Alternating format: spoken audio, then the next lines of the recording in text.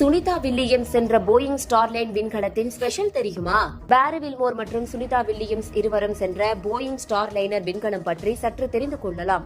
Boeing நிறுவனமானது விமானங்கள், ரோட்டோகிராஃப், ராக்கெட்டுகள், செயற்கைக்கோள்கள் மற்றும் ஏவுகணைகளை தயாரித்து வரும் ஒரு அமெரிக்க நிறுவனம். கடந்த 2010ஆம் ஆண்டு ஸ்பேஸ் எக்ஸ் க்ரூ டிராகனுடன் இணைந்து போயிங் ஸ்டார்லைனர் விண்கலத்தை உருவாக்கியது. பல போட்டிகளுக்கு மத்தியில் இந்த நிறுவனத்தை தனது பணியாளர்களின் விண்வெளி பயணத்திற்காக நாசா தேர்ந்தெடுத்தது. ஒன்றல்ல, இரண்டல்ல, 10 பயணங்கள் வரை இந்த விண்கலத்தை மீண்டும் மீண்டும் பயன்படுத்த முடியும். 15 அடி விட்டம் கொண்ட இந்த கேப்சியூலில் 7 பேர் வரை பயணிக்க முடியும் என்று கூறப்படுகிறது. இதனுடைய மற்றொரு ஸ்பெஷல், விண்வெளியில் 7 மாதங்கள் வரை இது தாக்குப்பிடிக்கும் என்று கூறப்படுகிறது. 2024 ஜூன் 5ஆம் தேதி விண்வெளியை சென்றடைந்தது.